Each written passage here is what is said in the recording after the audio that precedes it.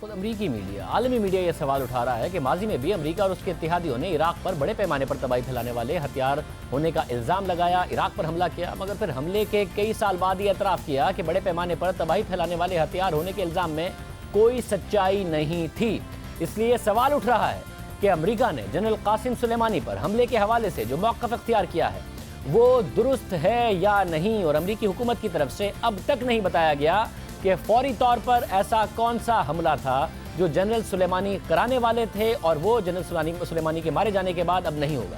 دونوں ممالک میں تناؤ بڑھ رہا ہے۔ عالمی میڈیا کے مطابق ایران اپنے نیوکلیر پروگرام پر کام تیز کر سکتا ہے۔ اس حوالے سے اب سے کچھ دیر پہلے امریکی صدر ڈونلڈ ٹرمپ نے ٹویٹ کیا کہ ایران کے پاس کبھی بھی ایٹمی ہتھیار نہیں ہو سکتا۔ اتوار کو ایران نے کابینہ اجلاس کے بعد اعلان کیا کہ اب وہ 2015 میں ہونے والی تاریخی نیوکلیر ڈیل کی مزید پاسداری نہیں کرے گا۔ یہ وہ معاہدہ ہے جسے 40 سال کی سب سے بڑی پیش رفت قرار دیا جا رہا تھا، اور یہ توقع ظاہر کی جا رہی تھی کہ ایران اپنی نیوکلیر ٹیکنالوجی کو محدود کر دے گا۔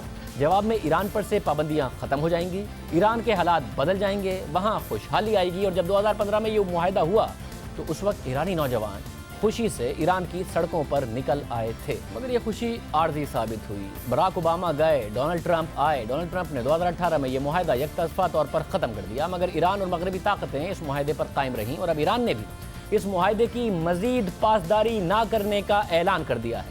CNN کے فرید زکریا کے مطابق ٹرمپ دعویٰ کرتے رہے کہ وہ مشرق وسطی میں جاری تنازع سے امریکہ کو باہر نکال لیں گے۔ یہ امریکیوں کے ڈالرز کا ضیاع ہے جو عراق جنگ میں کیا گیا، مگر ایران کے ساتھ معاہدہ ختم کر کے ٹرمپ نے خود ایک بحران پیدا کر دیا ہے۔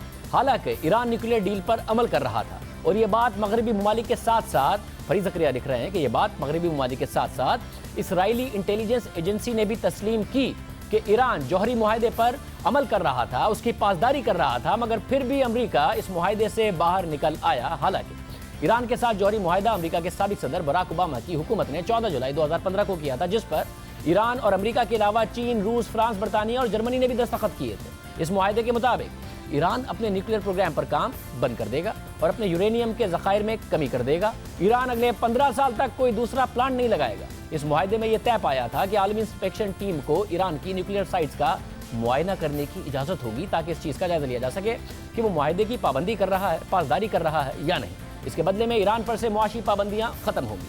ایران کے بینکنگ سیکٹر کو بھی پابندیوں سے آزاد کیا جائے گا۔ اس معاہدے کے بعد ایران نے اپنے نیوکلیر پروگرام پر کام بند کر دیا تھا، اور اس معاہدے کے بعد امریکہ اور ایران کے درمیان تلخی کم ہو گئی۔ ایران پر عائد سخت عالمی پابندیوں کو بھی ختم کرنے کا اعلان کیا گیا تھا، مگر پھر امریکہ میں تبدیلی آئی۔ ڈونلڈ ٹرمپ امریکی صدر بنے، وہ شروع ہی سے اس ڈیل کے مخالف تھے۔ وہ اپنی انتخابی مہم میں ہی اس ڈیل کو غلط قرار دے چکے تھے اور عوام سے وعدہ کیا تھا کہ وہ اقتدار میں آنے کے بعد اس ڈیل سے نکل آئیں گے، اور انہوں نے ایسا ہی کیا۔ 2018 میں امریکہ نے یک طرفہ طور پر ڈیل ختم کر دی۔ معاہدے میں شامل دیگر مغربی ممالک اس کی مخالفت کرتے رہے، مگر امریکہ نے ڈیل ختم کر کے ایران پر پابندیاں عائد کرنا شروع کر دی۔ امریکی صدر ڈونلڈ ٹرمپ نے اس وقت یہ موقف اختیار کیا تھا کہ یہ معاہدہ غلط تھا، اس سے نیوکلیر ڈیل پروگرام نہیں رک سکتا، اس لیے ہم اس معاہدے سے دستبردار ہو رہے ہیں۔ اس کے بعد ایران پر مزید پابندیاں لگائی گئی۔ گزشتہ سال جون میں اسٹریٹ آف ہرمز کے قریب مزید 2 آئل ٹینکرز پر حملہ ہوا، جس کی ذمہ داری امریکہ نے ایران پر ڈال دی۔ ایران نے اس الزام کو مسترد کر دیا، پھر امریکہ نے مزید فوجیں مشرق وسطی میں بھیجنے کا اعلان کر دیا، جس کے بعد ایران کی طرف سے امریکی ڈرون کو مار گرایا گیا تھا، جس کے بعد امریکہ نے ایران پر مزید پابندیاں لگا دی۔ ان پابندیوں کے بعد امریکی وزیر خارجہ نے مشرق وسطی میں اپنے اتحادی ممالک کے دورے کیے تھے۔ انہوں نے سعودی عرب کے شاہ اور ولی عہد سے ملاقاتیں کی تھیں، اور یہ کہا گیا تھا کہ امریکہ تہران کے خلاف ایک عالمی اتحاد بنانے جا رہا ہے، جس میں سعودی عرب اور متحدہ عرب امارات کا اہم کردار ہو سکتا ہے۔ ان پابندیوں کے بعد گزشتہ سال جولائی میں ایران کے سپریم لیڈر آیت اللہ خامنہ ای کا بیان سامنے آیا تھا کہ امریکہ کے علاوہ اس معاہدے کے جو دیگر فریقین ہیں، جس میں فرانس، جرمنی، روس اور چین شامل ہیں، ان کے پاس اپنے وعدوں پر عمل درآمد کرنے کے لیے 60 دن کی مہلت ہے تاکہ وہ ایران کے تیل اور بینکنگ سیکٹر کو امریکی پابندیوں سے تحفظ فراہم کریں۔ حسن روحانی نے مزید کہا تھا کہ 2008 سے نیوکلیر ڈیل کو جو پین کلرز دی گئی تھیں وہ کارآمد ثابت نہیں ہوئی۔ ہمیں محسوس ہو رہا ہے کہ نیوکلیر ڈیل کی سرجری کی ضرورت ہے۔ ایران کے اس اعلان کے بعد، جو کہ ان کے قیادت کی طرف سے آیا، اس کے بعد بے چینی پھیل گئی تھی۔ ایران کے اعلان کے بعد امریکہ نے ایران کو اسٹیل، آئرن، کاپر اور ایلومینیم انڈسٹریز پر پابندی عائد کر دی۔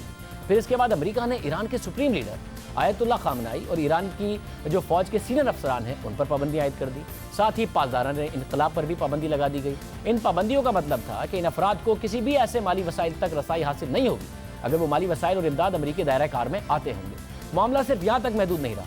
वाशिंगटन ने यह इशारा भी दिया था कि वो मुस्तकबिल में ईरानी वजीर खारजा जवाद ज़रीफ पर भी पाबंदियां आयद कर देगा, और गुज़िश्ता साल ही ईरान इस मुआहदे से निकलने की धमकी दे चुका था। और अभी ईरान ने भी बाकायदा ऐलान कर दिया है कि वो जौहरी मुआहदे की अब पासदारी नहीं करेगा, अपने न्यूक्लियर प्रोग्राम पर दोबारा काम करेगा।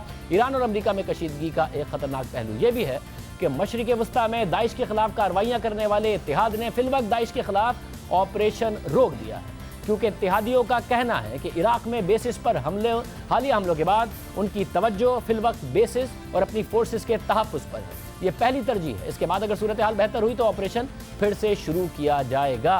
यानी अब इस सारी सूरत हाल में दाइश भी मजबूत हो सकती है।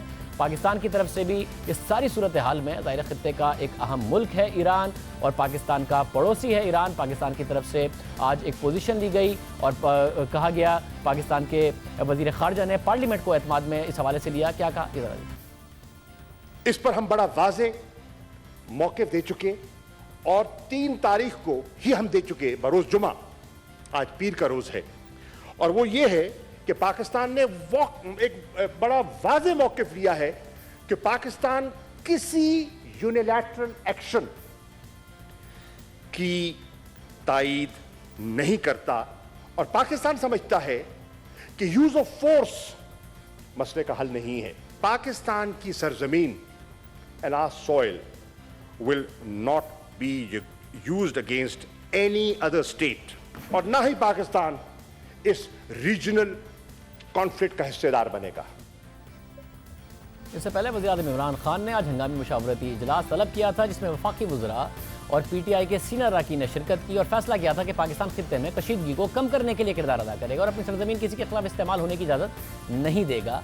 अब ये सारा का सारा मामला है, क्या पाकिस्तान इससे असरअंदाज होगा? पाकिस्तान का क्या किरदार हो सकता है? ईरान कैसे अमेरिका को जवाब दे सकता है?